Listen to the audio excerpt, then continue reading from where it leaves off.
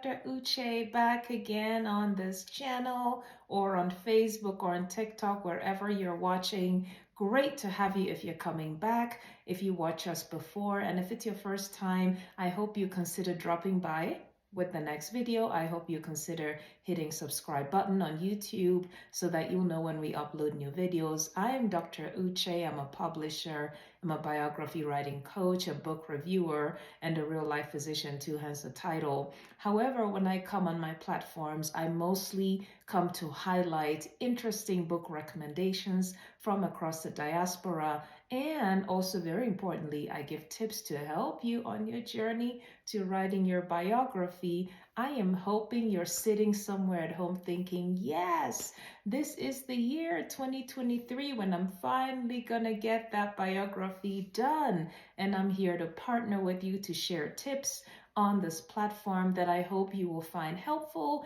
as a call to action, as something you can take home and have something you can work off, okay?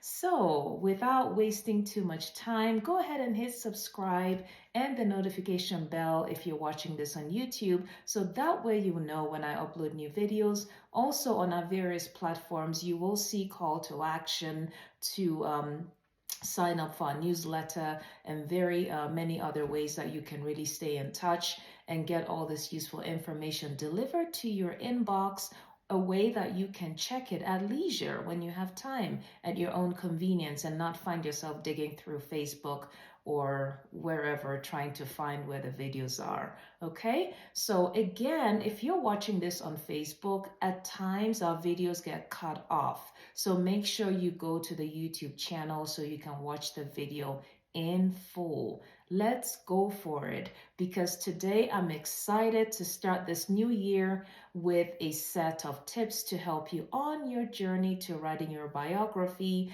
Please remember to share with your friends and family. I love a thumbs up whenever you get to it. And so let's dig right in. I'm going to be referring to some notes here because I just don't want to forget. I have some good stuff I wanted to share today. But I want to start by discussing, should I write or not? Maybe you're wondering about that, like many other folks who watch this. Perhaps you're feeling you don't have much to tell, or who's going to care, or do I have enough to really inspire somebody? Do I have enough to be of interest? And I want to go through 5 reasons why everybody should write their biography. And I've talked about this before. I think the 30s and the 40s are the perfect time frame to start working on this. But I'll talk about that again during the course of this year. Today, let's focus on why you need to write your biography. Number 1, you may not have thought about this, but you and your history are a crucial part of somebody else's life history. How would you like to want to write something and find that a huge chunk is missing because somebody didn't get around to doing their part, such that you get to doing it and a huge chunk is missing, a huge chunk of your life story? I, as an individual, my father's story is part of my life story. My mother, my grandmother, my grandfathers, I should say, most of us have 2 of those. So you are the only mother a certain person or people will have. You may be the only father they'll ever have. Or you may be the only Auntie Grace or Auntie whatever your name is, right? In that unique position, you could be the elder sister to their father. There's only one person in that birth order in their family. So you are unique to a certain number of people. Excuse me. And you not writing your story takes away from their eventual life story or eventual memoir or biography they're going to write at some point.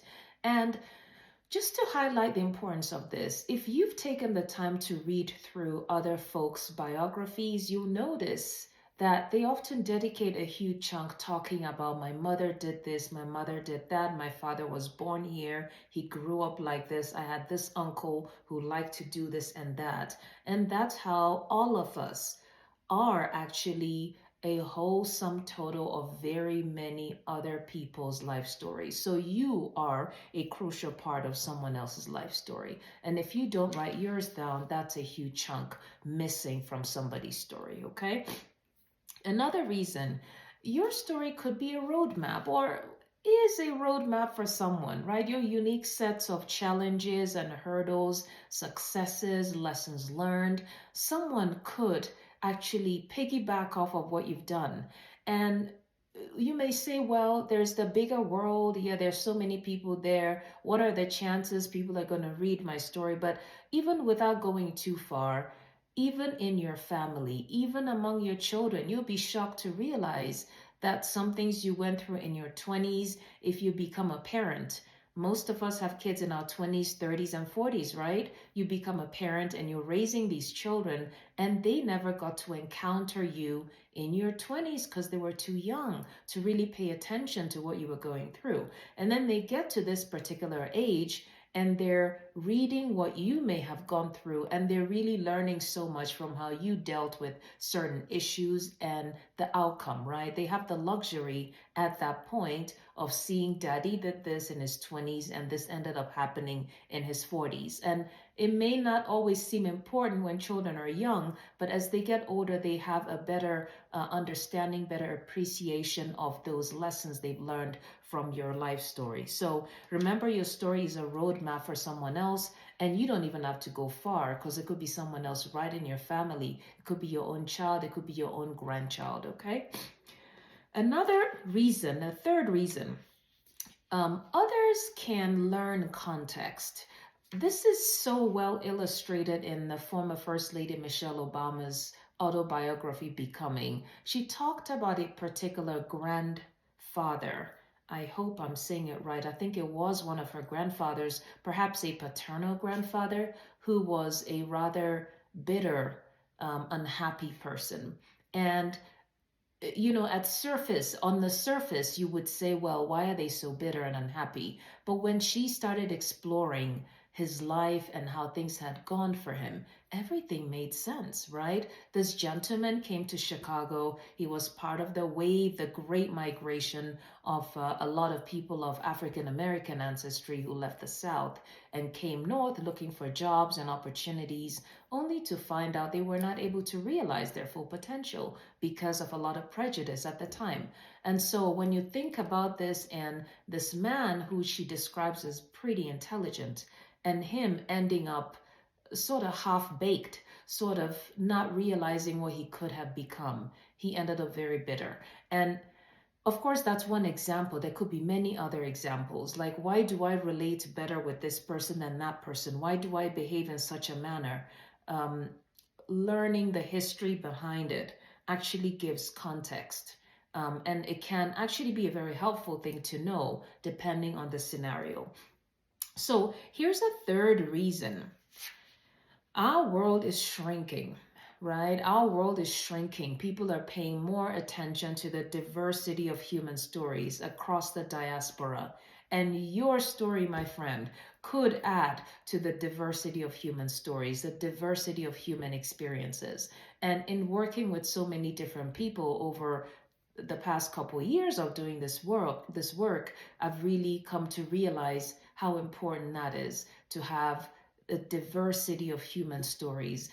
In a way, it showcases our common humanity while also showing so much as far as differences that can happen in the world. And we all stand to learn something from somebody else's story. So I think that's important on a personal level.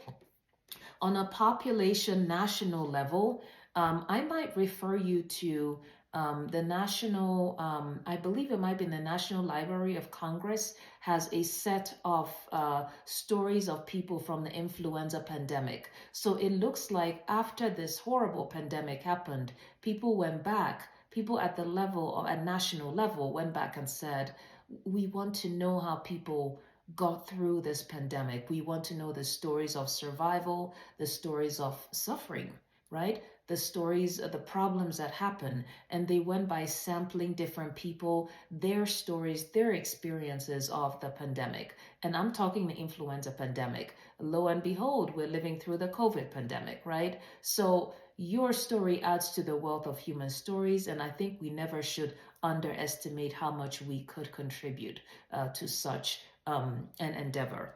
And finally, I want to share a fifth point, which is that we hardly ever have time to sit back and think to how far we've come.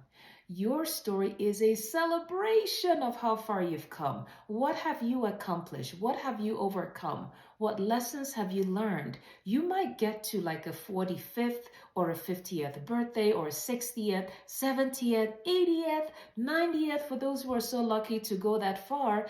And along the way, you are celebrating how far you've come. Now think of a huge party where we all come and eat and dance and hang out and go home. And then think of another party when we do all that and we have a book. Imagine we have a published autobiography from the celebrant that we can all discuss and read and purchase copies of and go home and use it to inspire ourselves and other people. I think that would make for a much better celebration, wouldn't you? There you go. Your story is a celebration of how far you've come, and it's an enormous sense of pride, or an enormous source of pride for people who are related to you, who know you, who celebrate you and what you've contributed to the world. So I'm a recap because this was a long sort of chat. Why should you write your history? I think everybody should write their life history, their autobiography, their memoir, and if you're writing for someone, you should write their biography. And that's because every single one of us, our story is a crucial part of somebody else's story. And in fact, many people have us as a piece of their story, okay? Secondly, your story is a roadmap for someone else. Even if you're not looking at the larger world, it could be someone right in your family. It could be your child who wants to look at something you did in your 20s and now they're in their 20s and you're in your 40s or 50s. You've forgotten all about it, but they like to look back and they could actually learn one or two things about how you handled an issue. Third, others can learn context. Why is this like this? Why does my family do this and that? Why does this person relate in this manner to that person? Why did they end up a very unhappy person? They can learn context from reading someone's story. And I think that every story matters, every journey matters, no matter the outcome. It's, for having been in this world, your set of experiences are well worth writing about, well worth knowing about. And our world is shrinking is the fourth point. Your story adds to the diversity of human stories. And finally, your story is a celebration of how far you've come, an enormous source of pride to those who know you. This is Dr. Uche. Thank you so much for joining me today. I hope you'll subscribe and stay connected. You can also sign up for our newsletter. That way you'll have all this useful information delivered right to your inbox. I am also giving a lecture in early February to teach people how to take their manuscript from a draft to a published book. And I hope you make out the time to join us. That'll be broadcast off the social media docs platform. I'm going to be announcing it on our various social media sites. So if you follow us, you will sure know when this is coming up. I look forward to hanging out with you again next time. I hope everyone's having a brilliant beginning to the new year 2023. Take care and bye for now.